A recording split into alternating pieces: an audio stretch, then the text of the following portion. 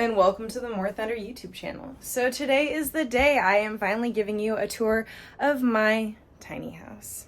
So sit back, relax, and I'm going to answer a bunch of your burning questions, and I'm going to show you all the awesome, neat things about living tiny. You can see Bronte is right there. She's that little shadow. So our house is 30 feet long. We have cedar lap siding, which we stained this really pretty amber color, I guess would be what you call it. This is for our heating. It's the outdoor part of the unit. Here is the back of the house. So it is on wheels. Well, right now it's resting on cement blocks, but if we want to move it, we can. It was designed that way. It was built on a mobile home trailer. Here's my little garden. Winter has started, so obviously everything is dying except for the perennials, I guess. My lavender is, starting to droop and get sad, but this is my first time doing a garden, and I definitely plan on doing it again next year, but I'll probably plant everything sooner than I did because this year I got a really low crop on everything but the green beans because I planted it a little late. So our tiny house is parked on Ethan's grandfather's land, and we pay rent every month. And this is where we store Ethan's really cool vintage car. Okay, so our yard is actually quite large, and it's nice. I mean, I've been working really, really hard to get it this way. We're right off of a main road, and we put in those trees for some privacy. There's plenty of parking over here. Usually there's not a boat and a car here, and a trailer. So usually there's like a lot more parking, but anyway. So as you can see, our house has a ton of windows, which is really good for our electrical bill. And it's really good for taking pictures. So let's go inside and I'll show you everything else. Bronte always greets us. She's a very loyal dog. Can you say hi? Hello. Yes. Okie dokie. So as you can see, we have functioning stairs that go up to our master loft where Remo is. I'll show you that master loft later. Oh, bless you. And then here is some vertical storage that we've got going on here. You would be surprised at how helpful it is to store things on the wall. And same thing like with the bookshelf. So this is the couch that I bought last year when I did, or maybe it was this year, when I did a sale for all my patterns, and you guys all helped me buy a couch, which is just completely awesome. Okay, so I'll let you look at all that stuff. This is where I keep a lot of my books. And you can see my yarn winder is right here. And so let's say I want to wind up a skein of yarn that's in a hank. What I'll do is I'll take my Swift and I'll attach it right here. And so then it just sits like, it looks like a Ferris wheel because it's changeable. Like I'm able to actually move it around and configure it so that if I wanted to put it on a table and have it sit a certain way, you can. If you have a Swift, you're familiar with how they work. So anyway, so I unwind my yarn and wind it on the winder over here. And just for a small little plug, what I have here is a Stanwood winder. It's made out of metal and extremely durable plastic. This thing was about 80 bucks, but it was built super duper duper well. I probably will never have to buy another winder ever again because it was built extremely well, very thought through when they put it together. Alrighty, on to the bathroom. So a lot of people are asking me how I fit all my yarn in the house. It's not in the bathroom. I segued that really poorly. What I was trying to get at is here's a basket of yarn. So our bathroom is covered by a barn door. You shut it close. You lock it with that little lock. Well, I mean, if you're company, if you're just us, then we don't really shut the door. But if you're married, you understand that. My laundry basket is right here. ironing board and my iron. I was actually able to fit like a full piece of art behind the ladder, which is great. That is there because Remo peed on the bath mat again, but he's a puppy, so you know, you live and you learn. All right, and this is my gallery wall. It took me like a year to put it together. So also my house usually isn't this clean, so don't think that my life is perfect, because like I changed out the garbages and I made the towels look nice and put flowers in that vase thing, because usually it's empty because I still haven't figured out exactly a permanent thing to keep in there. Anyway, so this is from Bed Bath & Beyond from when we got married. That holds towels and stuff. This is our fan. It's very quiet. Our shower is a stall shower, so we don't have a tub or anything, but I don't really like tubs, so yeah. Everything is basically from IKEA. Like, I mean, if you've seen my tiny house tour before, you know I've pointed it all out. So that's from IKEA. Hello. So you may look at this and be like, oh, that's kind of narrow, but it's not that bad. I mean, if you're sitting here, you can wash your hands really easily. You just don't want to try and dry your hair in this spot. You just step back and you have lots of room. So this is where I keep all my earrings. And this mirror we got from Target, which is cool because it looks like, it literally was the perfect size. It was really strange when I measured it at the store. I was like, how did they know that we needed a mirror this exact size? Okay, and then here is a long angle of the house. Our house is 8.5 feet wide by 30 feet long from the bathroom wall to the kitchen wall. I made all the curtains out of curtains from Target because we got a lot of gift cards when we got married. And so I just cut them all to size and sewed them up a little bit. And yeah, and I like having white curtains because it doesn't block the light. It really diffuses it and brings a lot more light into the house. So that's a tip if you're trying to lighten up your house. Maybe switch to lighter curtains. We just got a new welcome mat because Remo kept peeing on it. Thank you. So I own quite a few pairs of shoes, which a lot of you may be thinking, that's not really a lot of pair of shoes. But when we first moved in here, I didn't have that many. And I've slowly added. So this is where we keep Bronte's coat, a backpack or two, a bunch of knitting needles. And then not all of them fold up because there's storage on the side for the ones that don't fold up. So this is where I keep a lot of my crafting stuff. It's not ideal because it's kind of annoying to have to reach in there, but it works. This is where I keep all of my clothes. And by all, I don't mean all. I mean a lot of my clothes.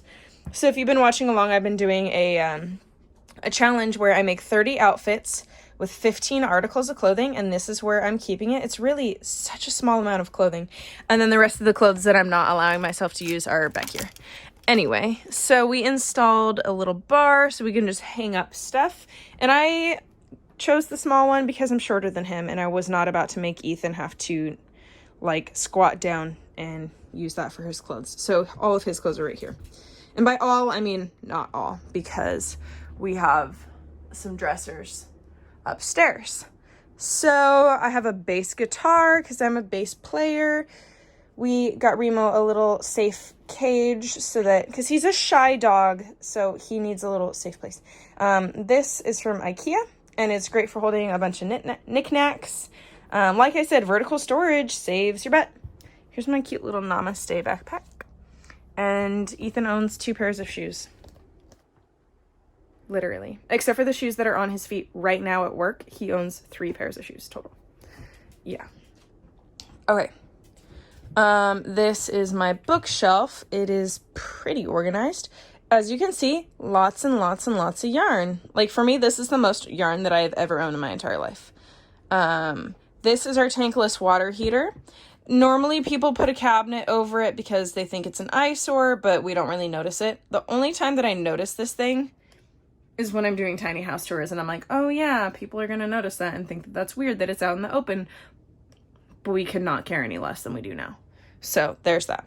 And then there's my amp for my bass. And then this is kind of like a small little pantry. It's actually supposed to be a wine rack from IKEA, but we just put dry goods. This is the dog center. This is where like their food and treats and medications, if they need any, go. And then those are their bags of food right now that we're working through.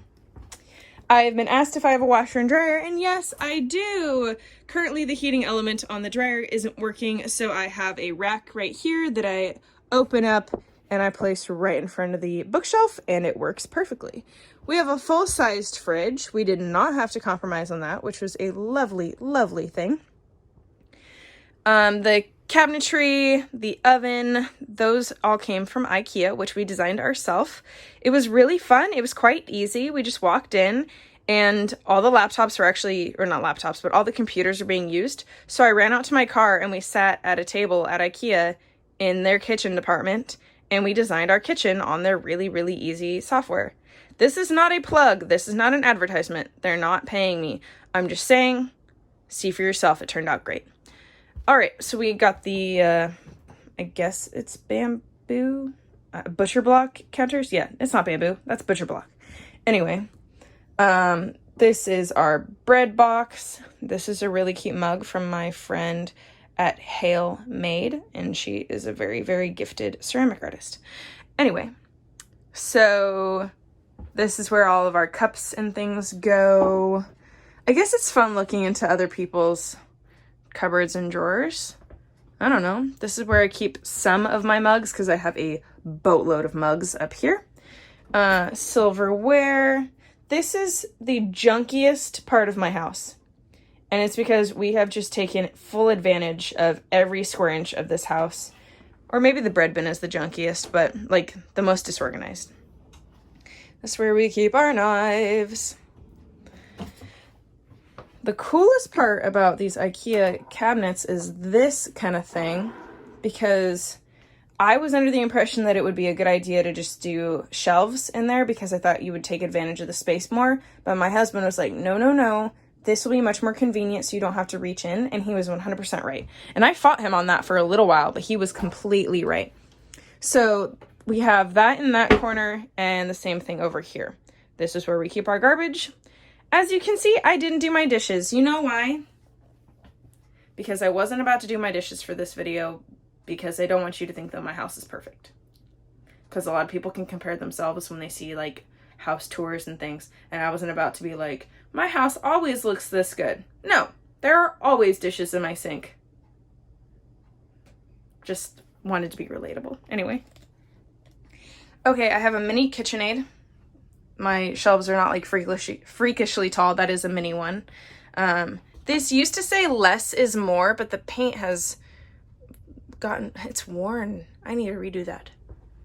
Anyway, here is a little bit of art. We have a printer.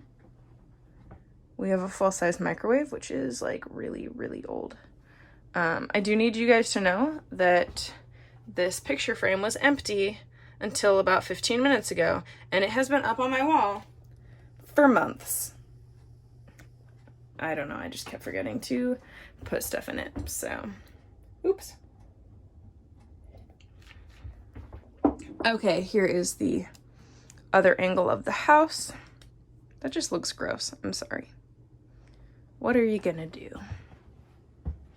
Okay, so storage. This is where the dog stuff goes, mail stuff goes there.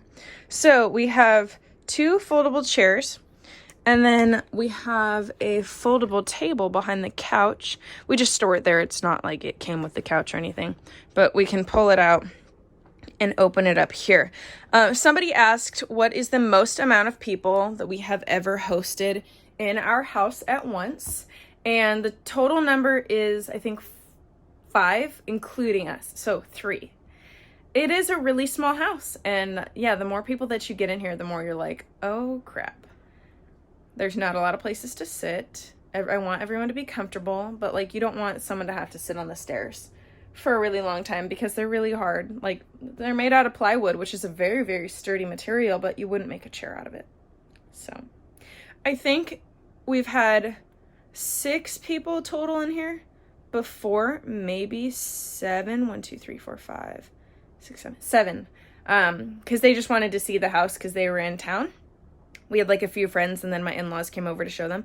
And they didn't stay for long, but it was really crowded, and we all had to kind of like shift around each other while we were giving them the tour.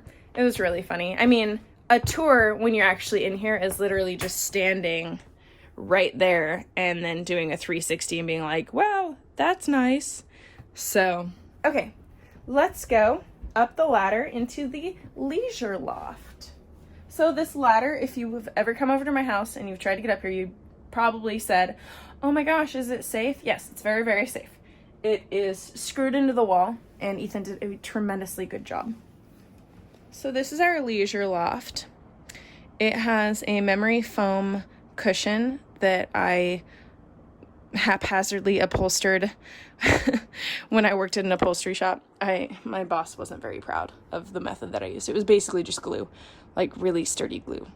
But yeah, it's really cozy, very comfy. It's longer than the camera's giving it credit for because I'm using a wide angle, but this is where we watch TV and eat a lot of our dinners. We don't have a DVD player, we don't have Wi-Fi, we don't have cable, we don't have any of that kind of stuff. So we just plug in the laptop to the TV with an HDMI cord and then play DVDs, or we plug in our phones and watch Netflix. So it's not like we're really struggling here. So that's a plant that I installed earlier, like 3 months ago, I think. Those lights are from IKEA, and I love them super duper much. I think you're not missing anything else in here. This is a very, very long window. Obviously, Bronte loves to look out the window, and it's quite gross. These are all of our DVDs, which aren't really that many, but we're not really huge movie owners. Okay, if you look to the right, you will see a mini split, which is a heating and cooling system. That big box that I pointed out to you outside when I was showing you the end of the house, that is connected to this, and it heats and cools the whole house because obviously we're in a really small space. It doesn't really have to work very hard. So, and then right under it you can see quite a bit of yarn storage. This is where I keep a lot of my worsted weight yarns. And then yeah, here's a great view of the rest of the house. So I'm going to take you over there and show you the master loft.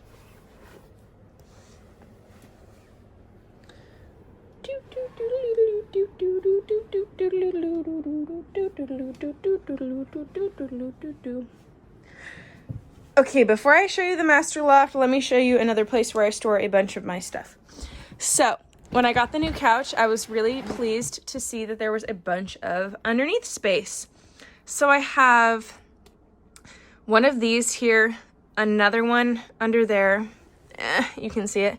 That has a bunch of my prettier yarns, like my yarns that I did collaborations or trades, and it's very, very special to me. Yeah, so you got to keep it safe, friends. If you have wool yarn or yarn with any sort of natural fiber or precious fiber, you got to keep it safe in an airtight container, or else pests are going to get to it. And then this is where I keep like my clay and stuff when I make earrings, and it's the same length, it's just sideways. And then I put the laundry basket on top of it because that's where it originally was, and I needed to get creative to fit another one of these things here. Oh. They also double as exceptional footrests, and Remo is so small that I'll pull it out and he can hop on it and then hop on the couch. Oh, he's so cute, you guys. Also, this X-Men movie, Dark Phoenix, was okay. Alright, so here is the master loft. Oh, Remo is sleeping in a sunbeam, and it's just so perfect. We got this rug from IKEA. I think it was like 50, 60 bucks, which is a great trade-off because I was using like a really plush blanket for a long time so that when we would crawl over to get to bed, we like wouldn't hurt ourselves because it is quite low profile. Let me see if I can't put you on a tripod. Sure. Hopefully you don't fall over. Oh, it looks like it really wants you to fall over. I did it. Okay, you're at an angle, but that's fine. So this is me in all my 5'4" glory. So if you were a 6 foot tall person, you would probably consider making the ceiling in the kitchen a little shorter so that you'd have more room in here to work with. But yeah, see, there's plenty of space. And this right here is actually where I work out. So like I have these bands and I'll put them on my feet. And I like to do a lot of like leisure working out. So it's mostly just like this kind of stuff and around the knees, that kind of stuff. And then I have some dumbbells and ankle weights and stuff so that I can cover every part. Okay, let's bring you back up. You're a little crooked. Alrighty, so yeah, you can see my dumbbells. Those are my homemade ankle weights. They're actually just filled with like feed corn. Here's a pedal pad because Remo is still potty training. Alrighty, here is where the rest of our wardrobe is. I would like to say that it's evenly divided up by like his and hers, but it's mostly his, linens, dog toys, and mine. So I guess that is evenly. 2 of his, 2 of mine, linens, dog toys, / some of my stuff. So those are also from IKEA. I assembled them up here. They were just a little too tall that I couldn't include the board on top, or else I would have to bring them out like another few inches, and I wasn't willing to sacrifice that space. So here's our queen size bed. It's a pillow top. It's a Serta, which probably isn't very important to you, but it's a really, really cozy bed. Here are some marquee lights that Ethan made for us. Or actually, he made for me our first Christmas when we were dating. Maybe our second Christmas. But they're just really stinking cute. This is a foam roller, so if like my back hurts or I'm sore or something, I will just lay it right here and I'll roll out my back. Here's a perfect little angel. Oh, hi. Our bedding is from IKEA, just so that you know. Yeah, the bed looked perfect, and then the dogs got up here, and you know. Those shelves in the corner are mine. I sleep on that side because Ethan is my protector, and he sleeps closest to the door, like a real man. Those cute little lights are also from IKEA. They're actually hooked up to a light switch right here that is on a dimmer, so that if I want to read or I want to work or something, Ethan can still sleep while I have a really dim light shining over here, because I'm considerate like that. You are so dark. You are so, so beautiful. So the dogs sleep with us. Like I said, it's a queen-sized bed. I'm looking to get a king size soon because we do have plenty of space over here to get that extra 16 inches up in here. Yeah, having 2 dogs sleep with you is no joke, and if you do it too, I applaud you. We have a tiny little garbage can, and then there's an iPad if we want to watch shows or something before we go to bed. What else is exciting about this space? Not really anything. We have a fan so that it's nice and cool. Yeah, temperature-wise, our house is really, really easy to maintain. So I've never had a time where in the summer it's been like too hot, like hot enough that I'm like struggling to sleep, because the mini split just does an exceptional job. So if you're looking into making yourself a tiny house, don't try and do the air conditioner hanging out the window unless you really, really need to. Save up the money to install a HVAC system because it's really, really worth it. Okay, and then here's the view from the master loft. You guys, living in a tiny house is so incredibly cozy. I love living in this house. Alrighty, so now I'm gonna grab my other phone and I'm gonna answer your guys' burning questions. Let's see. Did we like this angle? Can you even hear me very well? Sure. Hang on, let me set up this tripod. Tripod. tripod. Don't fall over, dear phone. Okay. So me and my co-host Remo are going to answer your guys' burning questions. Although I'm going to make sure that the camera is actually straight because it looks like it's really crooked. Bam. Hopefully that helps. Did I make it worse? It doesn't matter. Okay, number one. Someone was like, do you guys plan on having kids in your tiny house? Do you guys feel like you're able to get your own space from each other in general? That was the same person asking those two questions. I could imagine, so I have a sister and she has 2 kids, and so I was able to intimately like watch her go through pregnancy and small children. They're still under the age of 5. They're still very young. But with all of that in mind, I could imagine going through a pregnancy in here and then having a kid up to the age of 1, maybe. It would be when they start crawling that I would get really nervous, that we'd have to start getting really, really careful. Actually, hopefully my kid's crawling before the age of 1, right? I don't really know. I didn't watch it that close, apparently. But yeah, it's just a matter of making sure that they stay away from the edges, because obviously our lofts don't have any protection to them. We'd probably have to install some sort of railing, and that would help a lot, but I don't think that we would have peace of mind still, because this top step has a very drastic length. And I mean, it was designed like that on purpose so that it'd be easy for an adult to get into the master loft, but it's not ideal for a child. So if I got pregnant, we'd have like about 1.5 years to figure out a new housing situation. And that's really the most I would go. Unless I had like a 5-year-old who could safely navigate the house. So we could go 3 years at a different place and then come back in, I guess, and the kid would be fine. But then hopefully I'd have a second kid by then, because I want to have a couple. Okay, was it hard downsizing all of your stuff?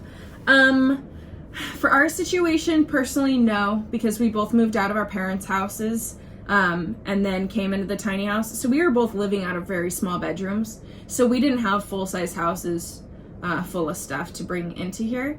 And before we even became like minimalists, we were minimalists. Like, we didn't own very much stuff. And my parents were very generous, and they let me keep a lot of my stuff that I didn't know what to do with at their house. So stuff that I was like, I don't use that every day, but I don't want to get rid of it. Which now, it's been a few years, I'm so detached, you could probably throw away all that stuff and I wouldn't be able to tell you what was in there. Storage. So vertical storage is everything.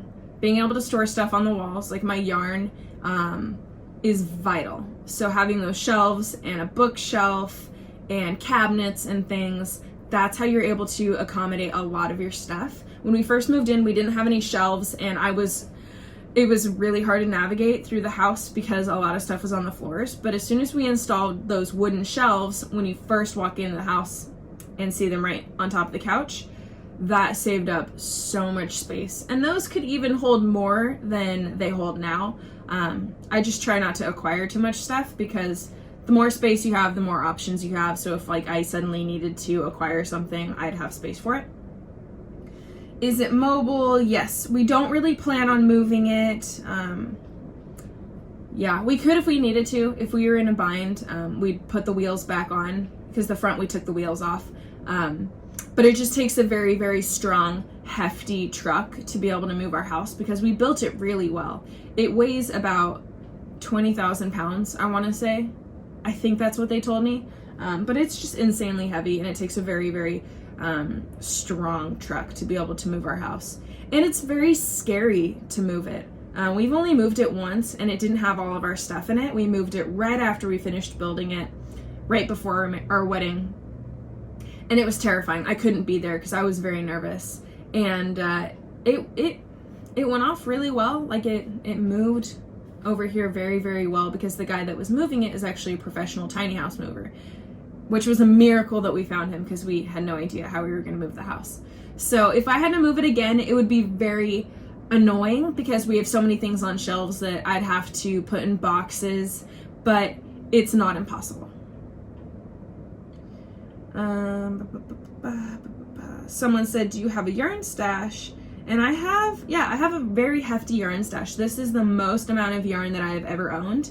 And like I said, vertical storage, that's how I'm able to keep all of it, because of my bookshelves and my yarn storage above the front door with a pegboard, which I will show you how to do later. It's very, very easy. You just get a pegboard from Home Depot, cut it to size, drill it to the wall, and then get skinny pegs cut to size, and you're good to go. Make sure not to glue those pegs into the pegboard though, because you want to be able to have the freedom to move it around if you have a really large cake or a very small cake.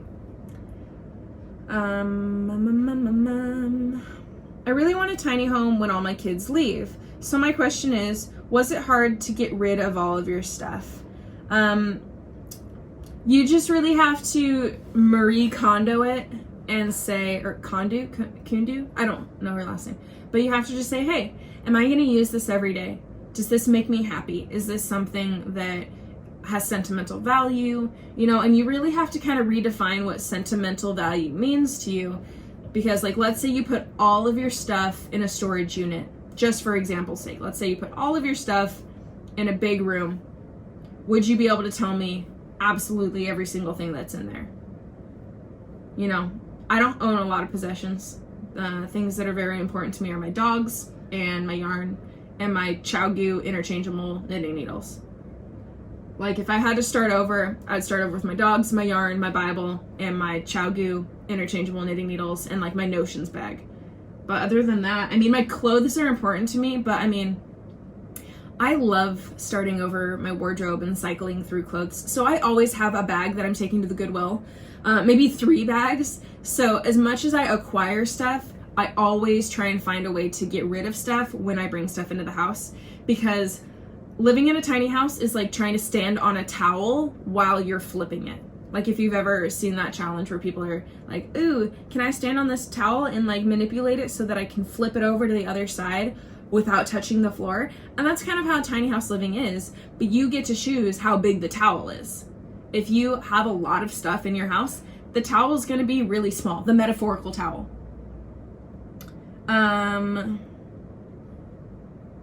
What kind of tiny home do we live in? So we live in a tiny house that was built on a mobile home trailer, which we cut down to size. We bought the plans for this tiny house. We didn't design it ourselves. And he's talking. Oh, he's sleeping. He's so cute. So yeah, so we live in a mobile tiny house. Yeah, we've been to tiny house expos, and we love the way that we were able to build our house in comparison to the other tiny houses that we've seen, because we used plywood on the walls, so it's extremely sturdy. Whereas with a lot of the houses that are being built nowadays, they're not built with as sturdy of materials, which is another reason why our house is so heavy, but it's nice. This thing is gonna last us a long time. It's worth it. Like it'll be worth something if we ever go to sell it, which hopefully we don't, because we really just love this place.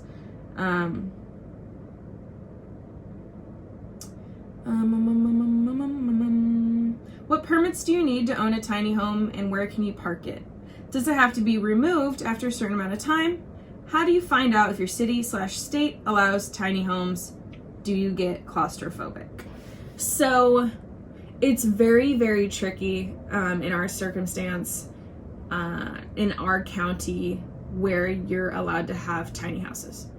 Technically, our county where we live in, they have issues with tiny houses, and they're very behind on being open to tiny houses. Well, not behind necessarily, but they, I guess they're behind.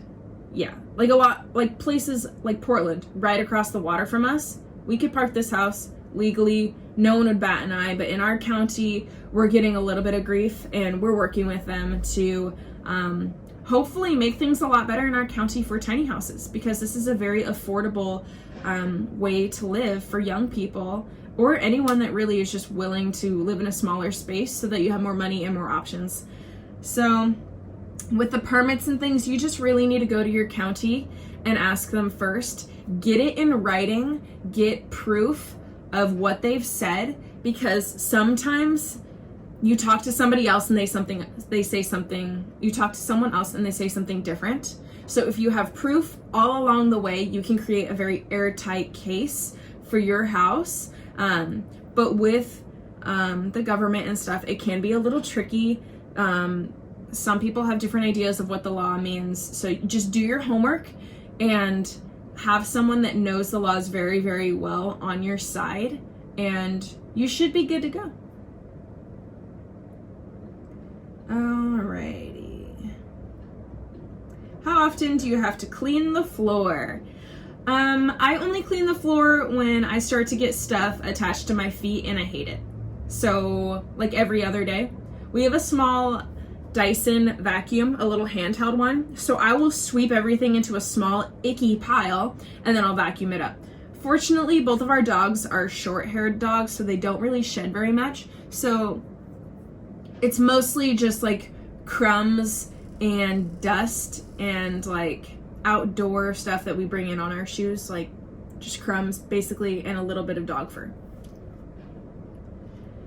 Yarn storage, figured that out. We actually have a shed, which you probably noticed when I passed by the front of the house. Well, maybe I showed you that, I'm not sure. But we have a small shed that I keep like the lawnmower and stuff in. We keep like all of our outdoorsy things that you need, you know, to maintain property in. Because like I said, this is his grandpa's property. We take care of it while we're here because he lives in Florida half the time. So if we need anything, you know, like trimmers or whatever, we have it in there. And I have a couple of huge bins that have a bunch of knitted stuff like sweaters and things so that I can put my seasonal clothes in there. So we have a little bit of additional storage in there. You probably shouldn't try and store all of your belongings in your tiny house because that would be very overwhelming. So yeah, it's not cheating to use a storage place or a shed. Yeah, someone said, do you have a storage space? Does everything really fit in your home? Alrighty. Yarn storage taken care of. Yarn storage. What made you and your hubby want to live in a tiny house? That's a very good question. So we got married 2 years ago at the ages 21 and 22. And if you've ever been 21 or 22, you know that when you're that age, you usually don't have tons of money to work with. You're usually just graduating college if you went, and you don't have as many resources as like 30-year-olds and 40-year-olds do. Yeah. So my husband had been saving money his whole life, and he was given an inheritance when he was a certain age, and he saved it. Which a lot of people, when they're given an inheritance, they buy themselves a new car and they say bye-bye. But he saved it, and he was very diligent, and it was awesome. Like, if I had gotten an inheritance, I don't think I would have been able to save it as well as he did. So we had a good chunk of money to put into this house. And yeah, so the reason that we chose to go tiny is, A, we both really liked tiny houses. When we first started dating, we were like, oh, look at this tiny house tour. Oh, look at this one. This is so cool. And I mean, when we first started dating, we knew we wanted to get married. Like, it wasn't like a wink, wink, nod, nod thing. It was like a, oh, hey, you interested? This is kind of cool. And so it was really the most cost-effective plan that we could have done, because housing here is quite expensive. Over the years, it's come to a point that, like, if I were to look at a new house, I would have to have a budget of like $300,000 for like a starter house. If I wanted to live in the area that I wanted to live. If I wanted to have like a 30-minute commute into town just to get groceries, it would be a little cheaper. But if I wanted to stay within a 15-minute drive of like all the people that I love and the places that I go, I would be looking at like $400,000, which I don't want to have to spend that much on a house right now. So living tiny was really cost effective. People usually ask how much it cost, and for us it cost about like 20 grand. And we were working during that time, so we were putting money into it. We both lived at our parents' house. We did everything, like everything really worked out the way that we did it. So if you're looking to, you know, build yourself a tiny house, you're gonna have to save a lot of money. For example, like, it probably would have cost us way more if his dad didn't help as much as he did. His dad did a lot of the work. Like, we were there the whole time, but he taught us how to do absolutely everything because we built this house ourselves. Yeah. Or you can buy one outright. You can get one for like 40 grand, 50 grand, which is somewhat quicker, especially if you get a loan. You know, it's really worth doing, y'all. You save a lot of money. Yeah, you could live in a tiny house, not have to pay, well, you'd pay like a small mortgage or something, but you'd be saving so much money that you could save it and then put it into a bigger house, and then you'd own this house, you could rent it. Like, you get a lot of options with living in a small house if you are willing to take the plunge.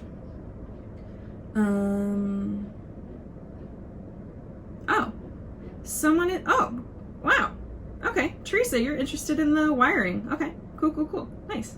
So we had a lot of freedom with doing the wiring. I mean, there was a diagram for how we did everything. So a lot of the stuff was we wired it on one side, and like typical houses, we brought it through the ceiling and then down to the other side and continued it there. So my father-in-law, who is a civil engineer, he knows how to do all this kind of stuff. He taught us how to do wiring and gave us like very minimal tasks to do, so we didn't hurt ourselves. Like, our house was wired properly. We helped, but we did not a lot of the work so that our house doesn't burn up one day. So yeah, I hope that answers your questions. Like, we framed the house, and then like with the 2x4s and stuff, we drilled holes, and then we like did the plumbing and the wiring and everything went through those holes. So there's nothing just like hanging free in there, because that's insane. That's how your house catches on fire and you lose everything. Where do you knit most of the time? That's a very sweet question. I knit in the secondary loft a lot, and then on the couch. I hardly ever knit in bed because I believe that a bed is for sleeping. I try not to do a lot of stuff in my bed because I heard somewhere that if you read or you're on your phone a lot or you watch TV or you do like a lot of things in your bed other than sleeping, your brain will think that your bed is for all of those things and you'll have a harder time falling asleep. So I try to do a minimal amount of stuff in my bed. It doesn't always work. Sometimes I put up my laptop and I will watch TV while I'm knitting. Actually, I do that a lot now that I think about it. I'm a hypocrite. Yeah. I watch a lot of TV in my bed on my phone. But maybe it's because it's a smaller screen. I sleep well because I don't really lose a lot of sleep. Okie dokie. What is your house cleaning routine? So number one, I will put all the pillows and everything like in their place upstairs. I will try and dust everything off of my lofts into the main area, and then I will sweep it all. I sweep the stairs onto the main level, and then I sweep that all into a pile, and then I vacuum it up. So I try to get as much movement as possible, enough dust moved around, and then I sweep everything into a pile. I mop the floor when the dishes are done and the sink is empty, because then I can put in soapy water, and then I have like a sponge moppy type situation going on. I don't have to mop it very much, especially in the summer, but in the winter when we live in the Northwest, so we get a lot of rain. When we're walking in and we're bringing in like muddy shoes, yeah, maybe I'll like spot mop. I'll just clean the front area a little bit, but I tend to mop a lot more in the winter. How do you keep it clutter-free or organized? A lot of the stuff that I own is in the stair storage, so it's really just optimizing your storage and not owning a lot of stuff. And yeah, my husband owns not a lot of things. He is the true minimalist in the house. I'm just very creative with how I organize all of my crap. Maybe I do own fewer things than most people. I don't know. But again, having my parents have a lot of my stuff in my old bedroom is very helpful. How do you accommodate 2 adults and 2 fur children? So our routine is this. My husband goes to work every day for like 11 hours, and then he comes home and he just wants to kick his shoes off, have some dinner, and relax. Maybe we'll play a game or something, but we usually tend to watch TV. And then he goes to bed. So during the week, we don't really do a lot of stuff. Like, I work from home, so I'm the one that's like making the messes and cleaning up the messes. So, and then like during the weekend, we try and get out of the house. Someone asked if we get cabin fever, and it happens from time to time, but it really just depends on how busy our week was. Because if we've been out and about doing a lot of things during the evening, then Saturday and Sunday, all we want to do is be at home because our house is very cozy. And I'm under the belief that coziness is determined a lot by temperature. So if you can somehow figure out how to make your house all the same temperature at once, which is kind of challenging for us because heat rises and our mini split is up top, so trying to keep the downstairs warm can be kind of challenging. But yeah, but if you can keep your house at a really comfortable temperature, your house becomes a lot cozier than before. What is the worst part about living in a tiny home? I don't have a dishwasher, and that's the only thing that my husband and I have been able to think of that we kind of wish we had, but it's not the end of the world because it's only 2 of us. If you had 4 people living in your house, you would want to figure out how to have a dishwasher. It's just more convenient. How do you host friends over? Commonly, we only have 2 friends over at a time, 2 or less, 2 or 1. And then it's really easy because we have those fold out chairs and then that table. So we have 2 people sitting in the chairs and 2 people sitting on the couch. Yeah, I mean, it'd be nice to have a little bit more space so we could have friends over more often, but that's just the kind of stage of life that we're in now. We haven't made a lot of space for ourselves, and that's fine. One day I know we'll have a bigger house. We're not gonna live tiny forever. So.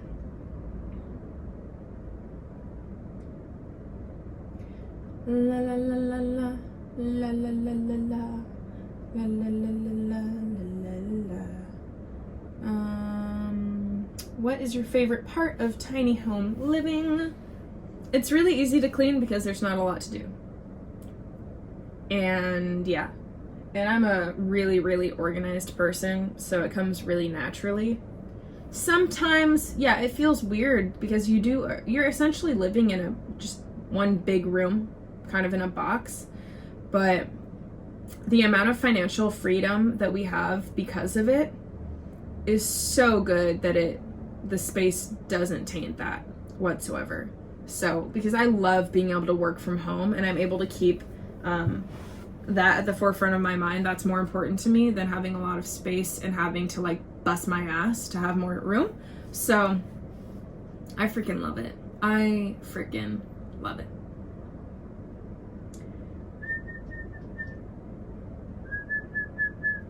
Are there ever times you wish you had a big house? Yeah. Specifically just for entertaining. Like, I would love to be able to have, like, his parents and his family over and my parents and my family over for, like, family events or something. That would be really fun. I think that would just be extraordinary if we were able to have, like, a couple of couches, like a TV, like in a general space, you know, like a living room and all that stuff. But, I mean, we're not here forever, and we're both working very, very hard to save money for another house one day. So, you know, I'm just keeping everything in perspective. So I'm not pessimistic about not having people over because we're still maintaining very good friendships with our families and our friends. So one day, but for now, we just go over to their houses and enjoy them. So. And it's especially fun when we can bring Bronte over to a larger house because she just freaks out. She just loves it. And we haven't brought Remo anywhere yet because we've only had him for a week as of today, which is November 6th. 6th? Yeah.